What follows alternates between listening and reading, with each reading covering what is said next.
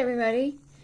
I posted a couple of days ago asking people's biggest challenges in sexuality and relationships.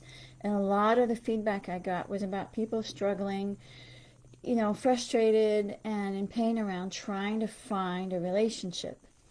And I can totally relate. So I thought I would talk about that. So, top 3 mistakes that people make. I'm Dr. Claudia Six. One mistake I make is I forget to introduce myself. So I'm Dr. Claudia Six, clinical sexologist, relationship coach, 30 years experience. I wrote a book, which is right here. No, that's not my ass on the cover. I did a TED Talk about performance anxiety in women. I am USF adjunct professor, yada yada. Best in Marin. Where is it? Right there. Best in Marin. So, top 3 mistakes that people make. Number 1 is, I've been telling people this for decades. You got to have your list of yeses, nos, and maybes. Just like in BDSM, when you're going to have a play session, you got to know what you're into, what you're not into, and what you might be into. So this applies to relationships. If you've never done BDSM, don't worry about it. You just stay with me. So say you go out to buy a car. You know whether or not you want a 2-door or a 4-door. You know if you want a sunroof. You know if you want an electric car. You know what color you want, how much you want to pay. You go to look for a house, same thing. You have your list of yeses, nos, and maybes. So yeses are the must-haves, the things you absolutely have to have.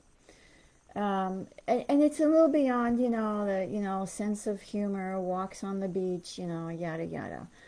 It's stuff like, must be fit and healthy,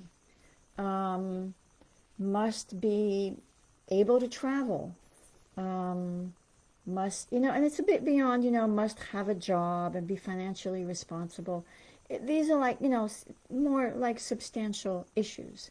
No's, out here in California, no is, smoking is often a no. And then a maybe might be, well, I don't have kids, but if the other person wants kids, that, has kids, that's fine. Or wants kids, that's a maybe. Maybe you're not a sports fan, but if the other person likes to watch football on the weekends, maybe that's a maybe for you.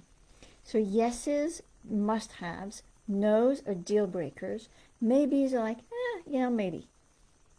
So number 1 mistake, people don't have a list of yeses, nos, and maybes. So that is your number 1 tip. Have a list of yeses, nos, and maybes. It's really important. It's also setting an intention. Then, once you've put this on paper or in your phone, in your notes, you're sitting at a traffic light and you think about something, you add it to your list. You don't have to figure it all out in one sitting.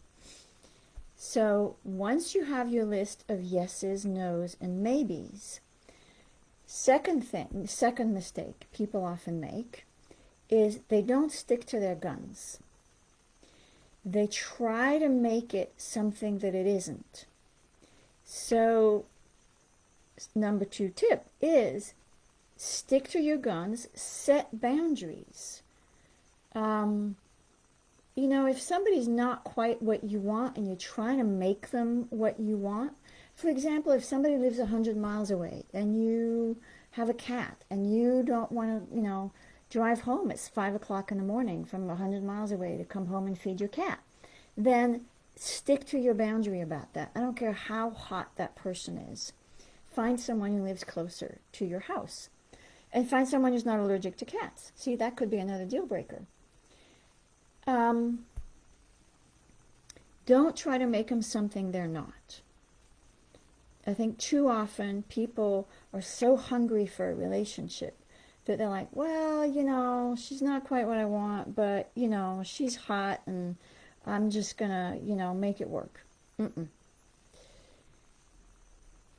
Third mistake people make is they ignore red flags. So for example, if somebody is pushing your boundaries from the get-go, trying to get you do stuff that you don't really want to do, or maybe they live, I don't know, 30 minutes away, and they always want you to drive to where they are. Or you say you don't drink, and they try to coax you into drinking on a date. Or you say you've got boundaries around, sex, and they try to, coerce you into being sexual sooner than you're ready for. Those are red flags.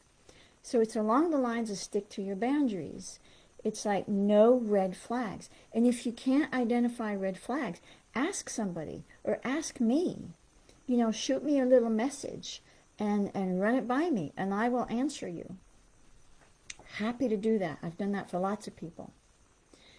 So, number 4 on hot tips for how to be better equipped to find a compatible partner, a meaningful relationship, is find someone who is sexually matched.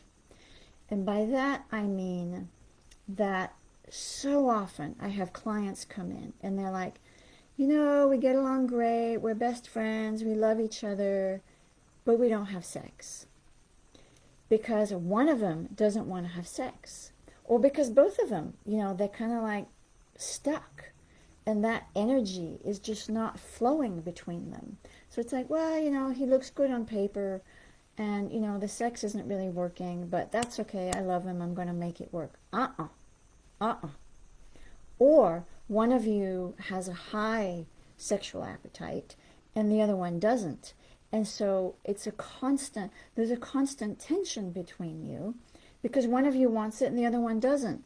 And so that is tremendously stressful on relationships, because either one person's getting a mercy fuck and the other person is doing sex and they're not into it, or there's time goes by and the tension builds, and then there's a blow up, and then they have sex, and then maybe it's good, but then they don't have sex again for a long time.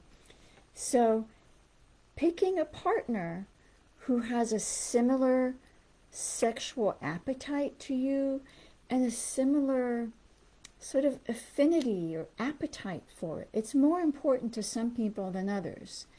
And if it's important to you, you need to pick somebody for whom it's also important. And, that being said, there are life events that kind of shift your, sexual appetite. So for women in particular, childbirth and menopause can kind of, temporarily shift things. But if you have a strong relationship and good communication skills, that's a fluctuation that you can navigate. So, another, number 4 and number 5, I've lost track. Another tip for finding a meaningful relationship is matching lifestyles. So, for example, if, like me, you are an early riser and you like to get up early and you like to exercise and you're fit and healthy, and your partner, likes to sit around on the couch and watch a lot of TV, and they're not into exercising, and they're buying, 1.5 liter bottles of Coca-Cola, that might not be a good lifestyle fit for you. I don't care how sweet they are, or how great or how much you like them. It's not a lifestyle fit. And in the long term, it's going to come back to bite you in the butt. It's just not going to work. It's going to create distance. And it's not a good match. So I'm going to recap. Yeses, nos, and maybes, you got to have your list. No red flags, and identify them. Number 3, boundaries. Stick to your boundaries. Number 4, pick someone who's a good sexual match for you. Number 5, lifestyle. Make sure you have someone who has a similar lifestyle to yours. And then number 6, there's always the question of where to look. So we'll do that on another, live some other time. So I forgot to mention, if you can relate to this, type relate in the notes under the video. And if you got some value out of this, type give me a little heart on the comments. And again, I'm Dr. Claudia Six, sex therapist, clinical sexologist, and I'll see you next time.